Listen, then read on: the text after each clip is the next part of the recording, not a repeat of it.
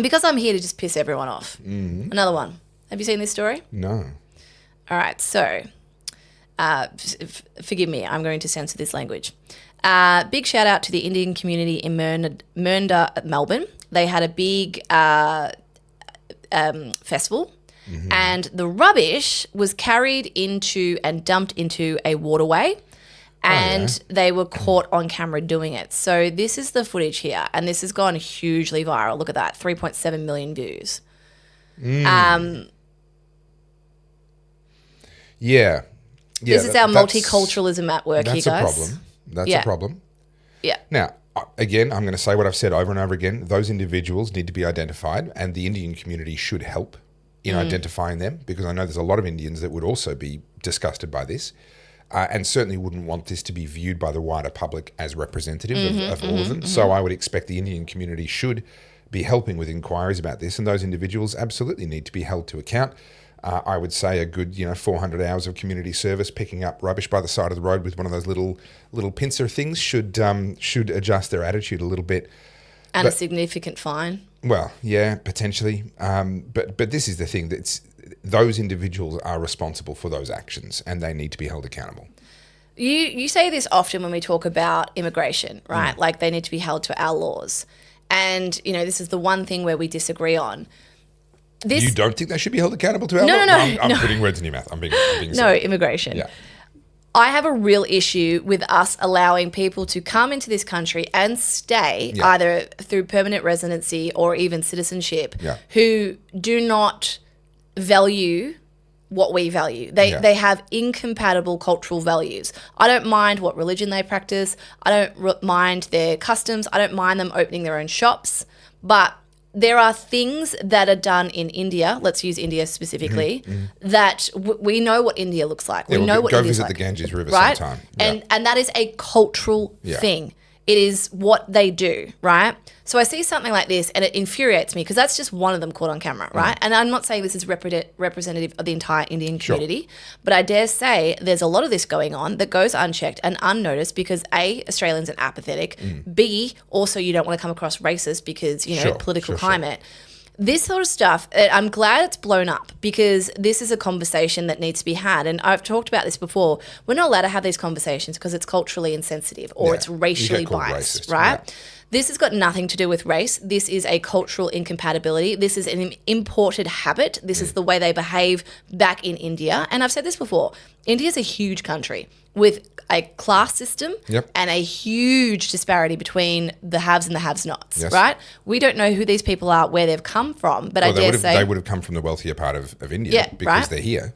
They had the money to come here. Yeah, exactly. So that's what we can assume, right? Safely assume. So, okay, these people have come from a more wealthy part of India. And is this how they behave in India itself? So are they going and dumping shit in the poorer parts of India? Because, it's just a blatant disregard for people outside your own little caste system, because that's what they call it in India. Yeah. And we don't have these conversations because it's naughty.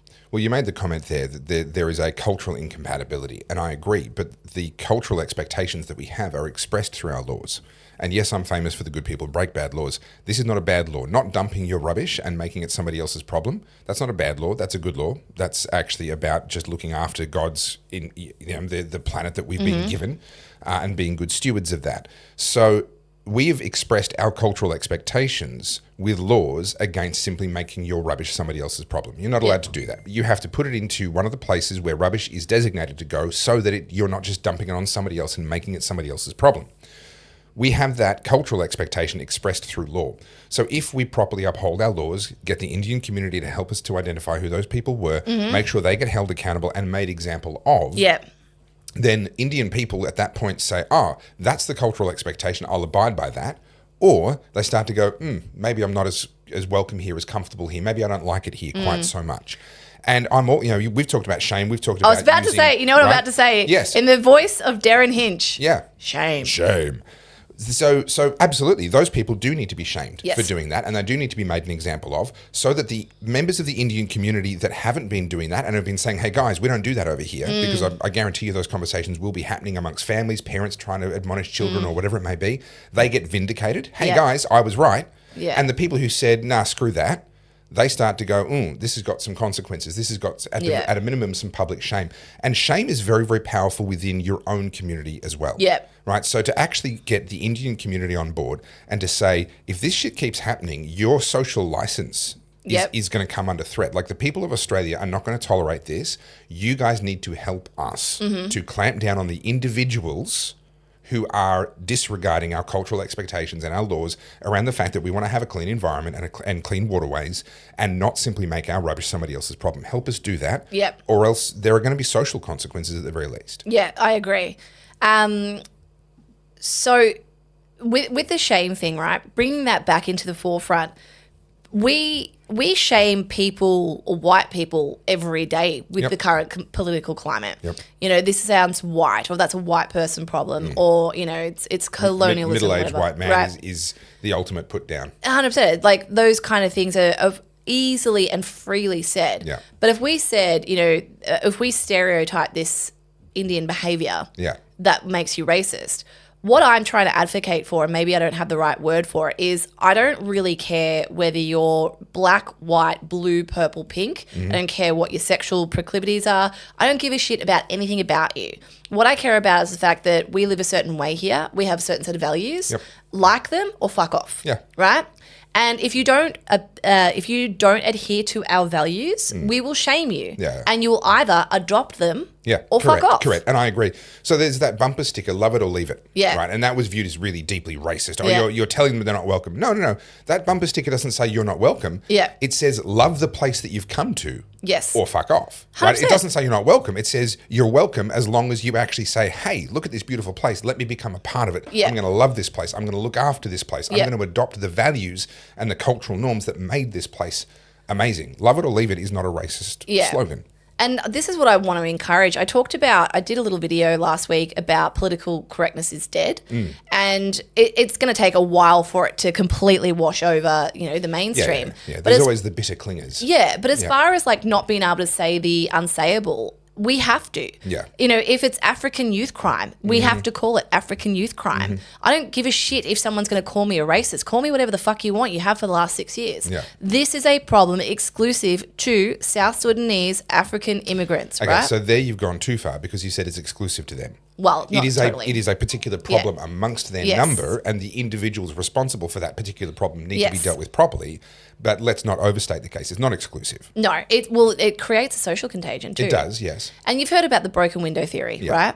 I'm not sure that I adhere to it, but yes, I'm very familiar with it. It was Rudy Giuliani. So well, for those, it predates him, but yes, he adopted it. Yes. Yeah. So for those who don't know what it is, do you want to explain it quickly? So the broken windows theory essentially says where people are engaged in serious crime, they didn't start there. They started with minor stuff, vandalism, that sort of stuff. And there is going to be a sense of dereliction, broken windows, graffiti, uncollected rubbish, these sorts of things. When you see that in a community, you know you've entered a higher crime community where people don't really care. And the broken windows, if you start jumping on the little things, the graffiti and the vandalism and the little crimes, and stop the broken windows from happening, then ultimately you will have thwarted and headed off a lot of the more major crimes. Yeah, so what Rudy Giuliani did is go and clean up some of the more derelict areas to try and make it look better. And by proxy, the crime started to dissipate. When it comes to, say, this Indian, the two Indian men who are throwing stuff away and whatever, if people see one, it's like the rubbish dumping. It's not exclusive to Indian people. No. We've seen people drop mattresses and couches and stuff in. I've talked about what I saw in China from the high-rise building. You're just looking down, and literally rubbish trucks that have collected rubbish out of skips and rubbish bins are coming and just dumping it straight into a stormwater creek. Yeah. That was their disposal system in China. We've seen a lot of that, and even here in Australia, like you can go drive out the back through some paddocks and stuff, and you'll see a bunch of stuff, especially if you go along the train lines. Yeah. You know, people have dumped their rubbish near train lines. So, you know, when I say shame, call it for what it is. Don't tiptoe around the subject. This was an issue made by the Indian community, or two men from the Indian community after a festival, Name them, shame them, Yep. put their faces everywhere, make them feel humiliated, Yep. and they'll hopefully never do it again. Yep. That's how it needs to be dealt with, in Yep. my opinion. And if you don't want to be treated like that, don't dump rubbish. And Yeah. if you have to dump rubbish, go back to wherever it is that you've learnt to dump rubbish and Yeah. do it over there. And I feel the same about youth crime. Show yeah. their freaking faces. I don't give a Yep. shit that Yep. they're 14, 15. I don't care about that anymore. This is what I mean about political correctness and doing things because, it's the right thing to do. No, it's not. Call Yeah. a spade, show us their face. Who are they? Where do they go to school? Let's embarrass the shit out of them. So normally on a podcast like this, when you've got two people, one of them is the brains of the operation and the other one's the eye candy. In this case, I have to be both, which is, oi, excuse me, this one's, Carly, this one's about me. I have to be It's both. actually about me. Seriously, I have to be both, which means I need lots of coffee, lots of caffeine. So you can help me to get lots of caffeine by scanning that little QR code there so that I can just carry this podcast on my... And subscribe because I'm ridiculously good Seriously, looking. Carly, can you not... Wow. She's such a center of attention, isn't she? Like, comment, subscribe, all that stuff. Bye.